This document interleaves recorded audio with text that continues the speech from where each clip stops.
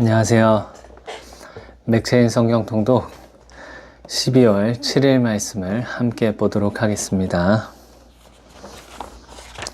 제가 오늘 새벽에 너무 피곤해서 말씀을 다 읽지 못하고 잠들어 버렸습니다. 굉장히 개운하고 그랬었는데 오늘 새벽은 정말 힘들더라고요. 그래서 포기하고 지금 읽습니다. 역대하 7장부터 다시 읽도록 하겠습니다. 먼저 기도합니다. 좋으신 아버지 하나님, 지금까지 왔던 모든 것이 하나님의 은혜임을 고백하며 하나님께 감사하며 찬송 올려드립니다.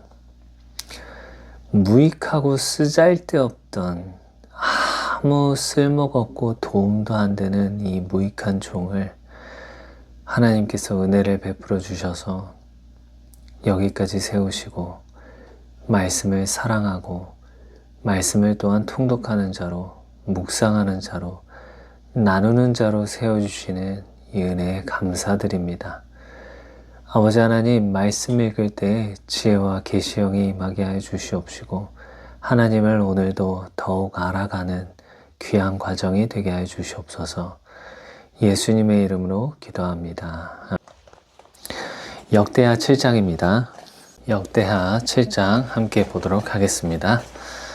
솔로몬이 기도를 마침에 불이 하늘에서부터 내려와서 그 번제물과 제물들을 사르고 여호와의 영광이 그 성전에 가득하니 여호와의 영광이 여호와의 전에 가득함으로 제사장들이 여호와의 전으로 능히 들어가지 못하였고 이스라엘 모든 자손은 불이 내리는 것과 여호와의 영광이 성전 위에 있는 것을 보고 돌을 깐 땅에 엎드려 경배하며 여호와께 감사하여 이르되 선하시도다 그의 인자하심이 영원하도다 하니라.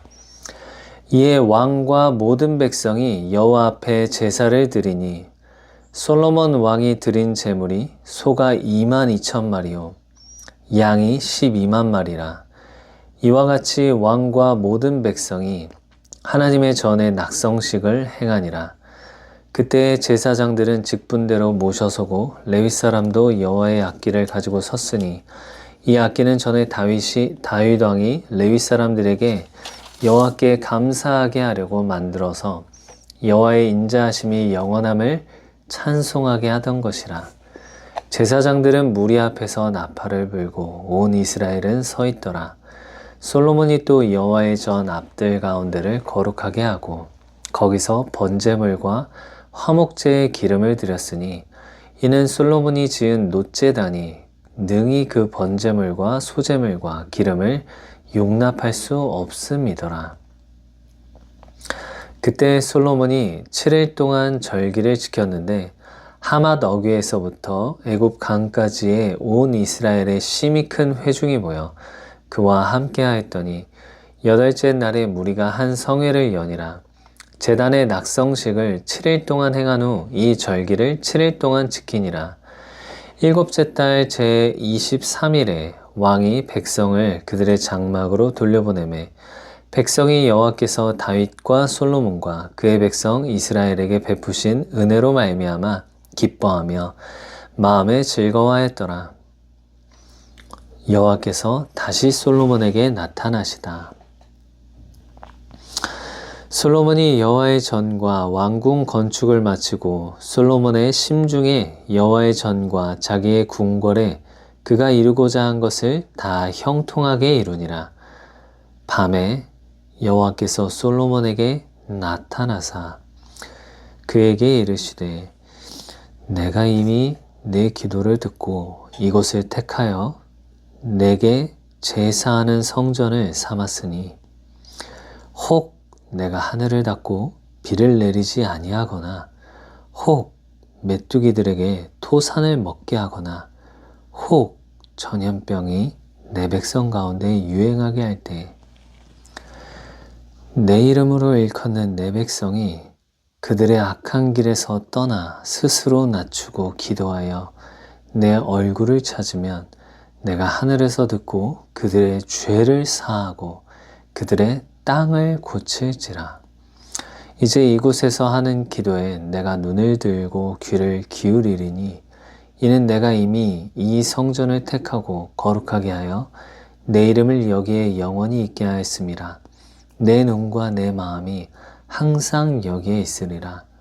네가 만일 내 앞에서 행하기를 내 아버지 다윗이 행한 것과 같이 하여 내가 내게 명령한 모든 것을 행하여 내 율례와 법규를 지키면 내가 내 나라 왕위를 견고하게 하되 전에 내가 내 아버지 다윗과 언약하기를 이스라엘을 다스릴 자가 내게서 끊어지지 아니하리라 한 대로 하리라. 그러나 너희가 만일 돌아서서 내가 너희 앞에 둔 내 율례와 명령을 버리고 가서 다른 신들을 섬겨 그들을 경배하면 내가 너희에게 준 땅에서 그 뿌리를 뽑아내고 내 이름을 위하여 거룩하게 한 이 성전을 내 앞에서 버려 모든 민족 중에 속담거리와 이야기거리가 되게 하리니 이 성전이 비록 높을지라도 그리로 지나가는 자마다 놀라 이르되 여호와께서 무슨 까닭으로 이 땅과 이 성전에 이같이 행하셨는고 하면 대답하기를 그들이 자기 조상들을 애굽 땅에서 인도하여 내신 자기 하나님 여호와를 버리고 다른 신들에게 붙잡혀서 그것들을 경배하여 섬김으로 여호와께서 이 모든 재앙을 그들에게 내리셨다 하리라 하셨더라. 아멘. 참 솔로몬이 다윗의 아들이고 다윗이 갔던 모든 길들을 봤고 하나님께서 행하시는 그 놀라운 일들을 봤잖아요. 그리고 처음에 왕이 되었을 때 하나님께서 나타나셔서 무엇을 내게 줄까 하고 말씀하셔서 지혜를 구합니다 했을 때 지혜를 구했고 한 번 이미 만났죠, 꿈속에서. 그리고 또 한 번 지금 낙성식 이후에 다 궁궐과 성전을 다 짓고 나서 하나님이 밤에 여호와께서 솔로몬에게 나타나사 그에게 이르시되 이런 것들을 쭉 얘기하시고 나서 뭐라고 하시냐면 19절입니다. 그러나 너희가 만일 돌아서서 내가 너희 앞에 둔 내 율례와 명령을 버리고 가서 다른 신들을 섬겨 그들을 경배하면 내가 너희에게 준 땅에서 그 뿌리를 뽑아내고. 분명히 솔로몬은 하나님을 만났고 하나님께서 꿈으로도 말씀하시고 이렇게 지혜도 주셨고 그 모든 것들을 주셨는데 그러면서 하시는 말씀이 하나님이 이방신들을 섬기지 말라고 하셨거든요. 이방신들을 섬기지 말라고 했는데 이 솔로몬이 이방신들을 나중에 섬기게 되잖아요. 물론 전도서를 쓴 거 보면 나중에는 헛되어 회개하고 돌이킨 것 같지만 그 이전까지만 해도 그가 결혼했던 수많은 여자들의 이방 신상을 같이 분향하고 같이 제사했습니다. 어떻게 그럴 수가 있을까 생각하면서도 어쩌면 이것이 우리의 한계가 아닐까 하고 다시 한번 생각하게 됩니다. 우리가 하나님의 말씀을 읽을 땐 이 말씀대로 행해야지, 사랑해야지, 용서해야지, 은혜롭게 살아야지, 그리고 특히 주님과 동행하면서 살아야지, 그분이 문을 두드리시면 열어드려야지 하면서도 정작 실제 삶에서는 내 생각으로 충만해서 하나님이 들어올 여지가, 개입할 여지도 없게 만들어 놓고 묻지도 않고 순종도 안 하고 하나님의 말씀을 정확하게 정말 따르지도 않는, 그리고 아침에 묵상했던 것, 새벽에 묵상했던 것, 점심에 묵상했던 것들을 다 등 뒤로 더 버려버리듯이 다 잊어버리는 그런 일들을 저도 겪으면서 솔로몬을 보니 이것이 솔로몬만의 문제가 아니라 저의 문제기도 하고 이것이 어쩌면 인간의 어떤 연약함 그런 부분이 아닐까 싶습니다. 그럼에도 불구하고 하나님께서 다윗에게 베푸신 은혜, 솔로몬을 예전 사울 왕과 같이 버리지 아니하시고 율법이 아닌 예수 그리스도, 다윗의 왕조를 통하여서 나실 예수 그리스도의 약속의 은혜를 입게 해서 솔로몬을 붙드시는 그 은혜가 우리에게도 동일하게 있는 것 아닐까요?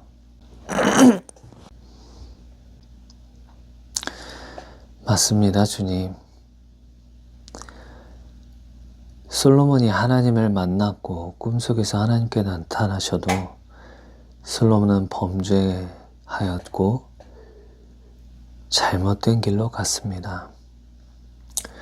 저도 말씀 가운데서 하나님을 만났고 하나님의 뜻을 알면서도 그릇가는 어리석은 양과 같이 제 갈 길로 앞이 안 보이면서 맹인과 같이 걸어가는 것과 같이 제가 살았습니다. 또한 앞으로도 그렇게 더 살아갈 것 같습니다. 하지만 그럼에도 불구하고 선하신 목자,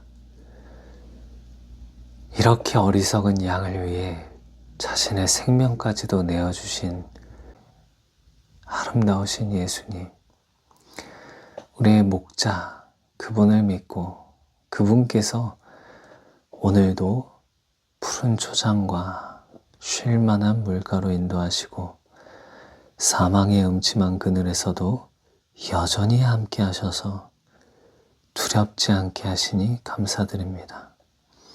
이 놀라운 은혜 가운데 우리가 오늘도 살아갑니다. 주님 감사합니다. 주님 감사합니다. 요한 2서 1장입니다.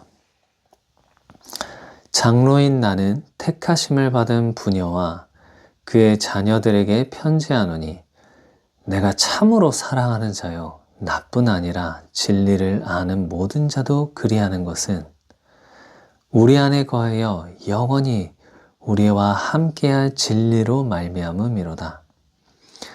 은혜와 긍휼과 평강이 하나님 아버지와 아버지의 아들 예수 그리스도께로부터 진리와 사랑 가운데서 우리와 함께 있으리라. 너의 자녀들 중에 우리가 아버지께 받은 계명대로 진리를 행하는 자를 내가 보니 심히 기쁘도다. 부녀여, 내가 이제 네게 구하노니 서로 사랑하자. 이는 새 계명같이 내게 쓰는 것이 아니요 처음부터 우리가 가진 것이라. 또 사랑은 이것이니 우리가 그 계명을 따라 행하는 것이요 계명은 이것이니 너희가 처음부터 들은 바와 같이 그 가운데서 행하라 하심이라. 미혹하는 자가 세상에 많이 나왔나니 이는 예수 그리스도께서 육체로 오심을 부인하는 자라. 이런 자가 미혹하는 자요 적그리스도니 너희는 스스로 삼가 우리가 일한 것을 잃지 말고 오직 온전한 상을 받으라. 지나쳐 그리스도의 교훈 안에 거하지 아니하는 자는 다 하나님을 모시지 못하되 교훈 안에 거하는 그 사람은 아버지와 아들을 모시느니라. 누구든지 이 교훈을 가지지 않고 너희에게 나아가거든 그를 집에 들이지도 말고 인사도 하지 말라. 그에게 인사하는 자는 그 악한 일에 참여하는 자임이라.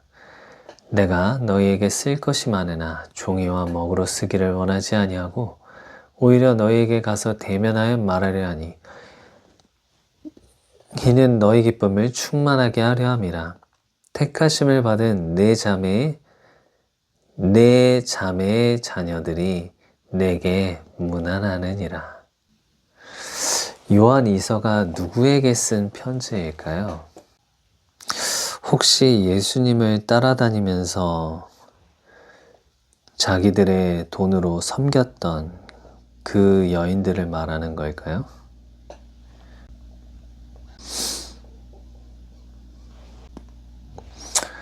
딱히 나오진 않나 보네요.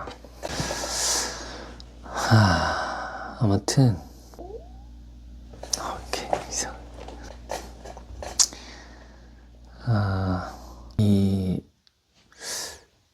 정말 요한 사도는 이 사랑하라고, 사랑 가운데 거하라고 하셨죠. 원래 요한 사도의 별명이 뭔지 아세요? 보아너게예요. 보아너게는 천둥의 아들, 우레의 아들 이란 뜻으로 그 성격이 급하고 지랄 맞다는 거거든요. 그런 요한 사도가 어떻게 지금 이렇게 사랑의 사도가 되셨는지 참 놀라운 기적이지만, 저도 그게 제 별명이 보아너게거든요. 스타벅스 커피숍에 가면 보아너게님 이렇게 부릅니다. 그게 좋아서. 저도 그렇게 못돼 먹고 막돼 먹은 성격과 성품의 그런 사람이지만, 하나님의 은혜로 이런 요한 사도와 같이 그런 사람이 되고 싶어서, 하나님의 은혜로 정말 사랑 가운데 거하고 행하는 사람이 되고 싶어서 저도 보아너게라는 이름을 씁니다. 근데 정말 요한 1서, 요한 2서까지 쭉 보면 요한 사도는 정말 사랑에 미친 것 같아요. 제가 예전에 어떤 설교인가 누구의 말 가운데 이런 걸 하나 들었거든요. 그 당시 예수님 때, 예수님이 이제 돌아가시고 나서 저기 하늘로 올라가시고 나서 사도들이 복음을 전하는데, 잠시만요. 요한 사도가 이제 한창 이제 유명해질 거 아니에요. 정말 유명해져서 말씀을 전해달라고 어느 지역에서 초청을 해서, 어느 교회에서 초청해서 그분으로부터 대체 무슨 말씀을 들을까 하고 사람들이 얼마나 기대하고 모였겠어요. 근데 첫날 오셨는데 아무 말도 안 하고 그냥 가신 거예요. 그리고 둘째 날이 됐는데 아무 설교도 아무 가르치지도 않고 그냥 가셨어요. 그리고 나서 세 번째 마지막 날 오셔서 하시는 말씀이 서로 사랑하세요. 이 말 하나였다고 합니다. 사도 요한이면 예수님에 대해서 얼마나 많이 잘 알겠어요. 사도 요한이면 예수님을 따라다녔죠. 예수님의 품에 의지해서 예수님께 누가 예수님을 대체 팔아넘길 자입니까? 라고 묻기도 했죠. 예수님의 완전 최측근, 예수님의 사랑을 받는 자라고 자기 스스로를 표현했습니다. 그 정도로 예수님에 대한 에피소드도 많을 것이고, 예수님에 대한 어떤 했던 말씀들도 많이 알 것인데, 그리고 나서 요한계시록에서 엄청난, 그건 나중일지도 어쨌든 모르지만 아무튼 정말 대단한 계시를 받은 그 사람이 가서 말하는 것이 서로 사랑하세요, 이거였습니다. 어쩌면 우리 교회에 다른, 물론 설교들도 굉장히 중요하고 깨닫는 것도 중요하죠. 하지만 서로 사랑하는 것, 이것이 가장 기초요, 가장 중요한 본질이 아닐까요? 뭐, 뭐 대단한 감동받은 설교, 대단한 감동적인 어떤 이야기도 물론 좋긴 하겠지만 정말 우리가 서로 사랑하는가, 그리고 사랑을 가르치는지, 사랑하라고 권면하는지, 이게 중요하지 않을까요? 그리고 실제로 사랑도 하고요. 그게 어떤 교회의 본질이요. 어떤 교회가 참 살아 넘치는 교회가 되지 않을까 싶습니다. 이 부분에 대해서는 제가 했던 말, 사도 요한이 그랬다는 거에 대해서 제가 한 번 더 확인해 보도록 하겠습니다. 하박국 2장입니다. 여호와의 응답. 내가 내 파수하는 곳에 서며 성루에 서리라. 그가 내게 무엇이라 말씀하실는지 기다리고 바라보며 나의 질문에 대하여 어떻게 대답하실는지 보리라 했더니 여호와께서는 내게 대답하여 이르시되 너는 이 묵시를 기록하여 판에 명백히 새기되 달려가면서도 읽을 수 있게 하라.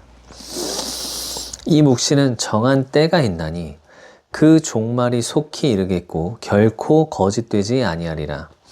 비록 더딜지라도 기다리라. 지체되지 않고 반드시 응하리라. 보라, 그의 마음은 교만하며 그 속에서 정직하지 못하나 의인은 그의 믿음으로 말미암아 살리라. 그는 술을 즐기며 거짓되고 교만하여 가만히 있지 아니하고 소울처럼 자기의 욕심을 넓히며 또 그는 사망 같아서 족한 줄을 모르고 자기에게로 여러 나라를 모으며 여러 백성을 모으나니 그 무리가 다 속담으로 그를 평론하며 조롱하는 시로 그를 풍자하지 않겠느냐. 곧 이르기를 화 있을진저 자기 소유 아닌 것을 모으는 자여 언제까지 이르겠느냐. 볼모 잡은 것으로 무겁게 짐진 자여 너를 억누를 자들이 갑자기 일어나지 않겠느냐. 너를 괴롭게 할 자들이 너를 괴롭힐 자들이 깨어나지 않겠느냐. 네가 그들에게 노략을 당하지 않겠느냐.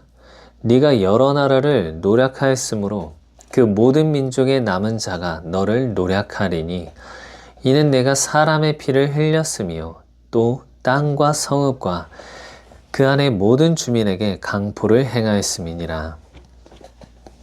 재앙을 피하기 위하여 높은 데 깃들이려 하며 자기 집을 위하여 부당한 이익을 취하는 자에게 화가 있을진저 내가 많은 민족을 멸한 것이 내 집에 욕을 부르며 내 영혼에게 죄를 범하게 하는 것이 되었도다. 담에서 돌이 부르짖고 집에서 들보가 응답하리라. 피로 성읍을 건설하며 불의로 성을 건축하는 자에게 화 있을진저 민족들이 불탈 것으로 수고하는 것과 나라들이 헛된 일로 피곤하게 되는 것이 만군의 여호와께로 말미암음이 아니냐. 이는 물이 바다를 덮음같이 여호와의 영광을 인정하는 것이 세상에 가득함이니라. 이웃에게 술을 마시게 하되 자기의 분노를 더하여 그에게 취하게 하고 그 하체를 드러내려 하는 자에게 화 있을진저 내게 영광이 아니요 수치가 가득한즉 너도 마시고 너의 할례 받지 아니한 것을 드러내라. 여호와의 오른손의 잔이 내게로 돌아올 것이라. 더러운 욕이 내 영광을 가리리라. 이는 내가 레바논에 강포를 행한 것과 짐승을 죽인 것, 곧 사람의 피를 흘리며 땅과 성읍과 그 안의 모든 주민에게 강포를 행한 것이 내게로 돌아오리라. 새긴 우상은 그 새겨 만든 자에게 무엇이 유익하겠느냐? 부어 만든 우상은 거짓 스승이라. 만든 자가 이 말하지 못하는 우상을 의지하니 무엇이 유익하겠느냐? 나무에게 깨라 하며 말하지 못한 돌에게 일어나라 하는 자에게 화 있을진저 그것이 교훈을 베풀겠느냐.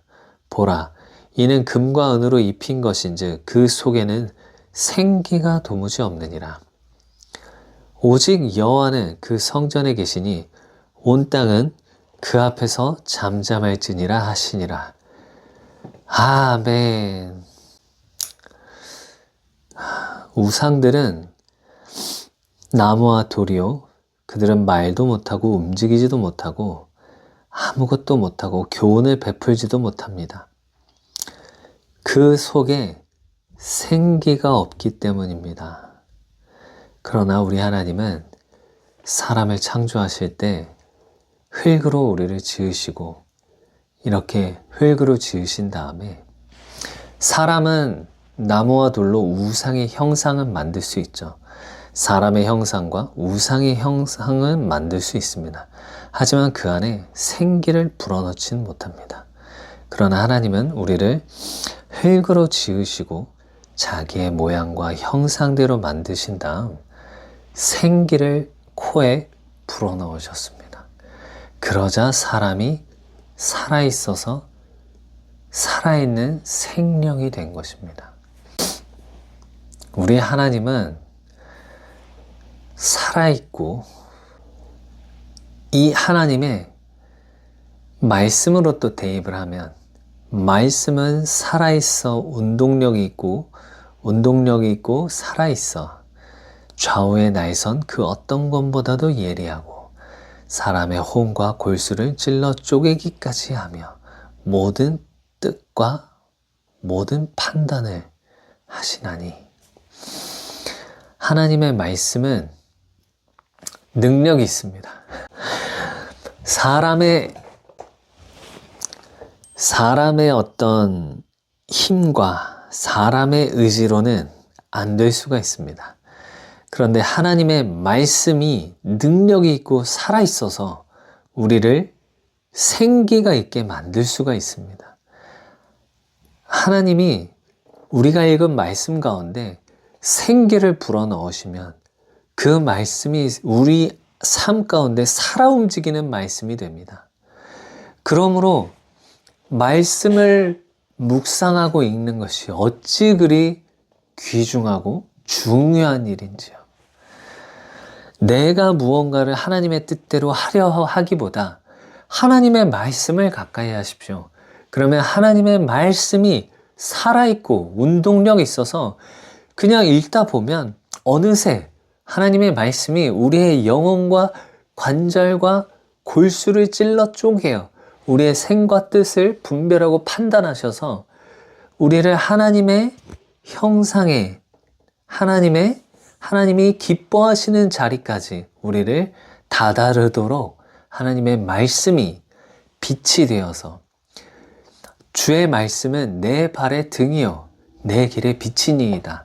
하나님의 말씀이 우리의 한 걸음 한 걸음을 비추셔서 등불이 되어주셔서 한 걸음 한 걸음을 하나님 말씀대로 하나님 뜻 가운데 들어갈 수 있게 하시고 하나님의 빛이 쫙 비춰주셔서 우리의 길을 어느 방향으로 가야 할지 하나님으로 향해야 할지 아니면 하나님이 아닌 내 뜻과 세상 방향으로 가야 할지 깨닫게 해주시고 비춰주시고 보여주십니다. 그러므로 말씀을 사랑하는 것, 말씀을 사랑해서 읽다가 하나님을 만나는 것, 이것이 우리 인생에서 가장 중요한 작업이요, 가장 귀중한 놀이요, 가장 귀중한 과정으로 저는 봅니다. 그래서 말씀이 우리를 만들어 가시고 말씀이 우리를 빚어 가십니다. 그래서 우리가 안 될 때 고통스럽고 괴롭고 탄식하지만 하나님께서 끝까지 우리를 이끄시고 하나님의 말씀 안으로 우리를 예수님의 형상에 담게끔 만들어 주실 것입니다. 그분이 토기장이요 우리는 진흙이기 때문에 진흙 스스로가 어떻게 자신의 모양을 빚어가겠어요? 타인이 빚어줘야죠. 창조주가 빚어줘야죠. 그릇 흙덩이 하나가 어떻게 자기 자신을 이렇게 굴려서 자기 모양을 만들어 가겠어요? 자기가 아닌 나를 빚어가는 토기장이 창조주가 창조물을 빚어가 주셔야지 되겠죠. 아멘. 누가복음 21장입니다. 가난한 과부의 헌금. 예수께서 눈을 들어 부자들이 헌금함에 헌금 넣는 것을 보시고 또 어떤 가난한 과부가 2렙돈 넣는 것을 보시고 이르시되 내가 참으로 너희에게 말하노니 이 가난한 과부가 다른 모든 사람보다 많이 넣었도다. 저들은 그 풍족한 중에서 헌금을 넣었거니와 이 과부는 그 가난한 중에서 자기가 가지고 있는 생활비 전부를 넣었느니라 하시니라. 성전이 무너뜨려질 것을 이르시다. 어떤 사람들이 성전을 가리켜 그 아름다운 돌과 헌물로 꾸민 것을 말하매 예수께서 이르시되 너희 보는 이것들이 날이 이르면 돌 하나도 돌 위에 남지 않고 다 무너뜨려지리라. 그들이 물어 이르되 선생님이여 그러면 어느 때에 이런 일이 있겠사오며 이런 일이 일어나려 할 때에 무슨 징조가 있사오리이까? 이르시되 미혹을 받지 않도록 주의하라. 많은 사람이 내 이름으로 와서 이르되 내가 그라하며 때가 가까이 왔다 하겠으나 그들을 따르지 말라. 난리와 소요의 소문을 들을 때에 두려워하지 말라. 이 일이 먼저 있어야 하되 끝은 곧 되지 아니하리라. 환난의 징조 또 이르시되 민족이 민족을 나라가 나라를 대적하여 일어나겠고 곳곳에 큰 지진과 기근과 전염병이 있겠고 또 무서운 일과 하늘로부터 큰 징조들이 있으리라. 이 모든 일 전에 내 이름으로 말미암아 너희에게 손을 대어 박해하며 회당과 옥에 넘겨주며 임금들과 집권자들 앞에 끌어가려니와 이 일이 도리어 너희에게 증거가 되리라. 그러므로 너희는 변명할 것을 미리 궁리하지 않도록 명심하라. 내가 너희의 모든 대적이 능히 대항하거나 변박할 수 없는 구병과 지혜를 너희에게 주리라. 심지어 부모와 형제와 친척과 벗이 너희를 넘겨주어 너희 중에 몇을 죽이게 하겠고 또 너희가 내 이름으로 말미암아 모든 사람에게 미움을 받을 것이나 너희 머리털 하나도 상하지 아니하리라. 너희의 인내로 너희 영혼을 얻으리라. 예루살렘의 환난과 인자의 오심. 너희가 예루살렘이 군대들에게 에워싸이는 것을 보거든 그 멸망이 가까운 줄을 알라. 그때 유대에 있는 자들은 산으로 도망할 것이며 성내에 있는 자들은 나갈 것이며 촌에 있는 자들은 그리로 들어가지 말지어다. 이 날들은 기록된 모든 것을 이루는 징벌의 날이니라. 그날에는 아이벤 자들과 젖먹이는 자들에게 화가 있으리니 이는 땅에 큰 환난과 이 백성에게 진노가 있겠음이로다.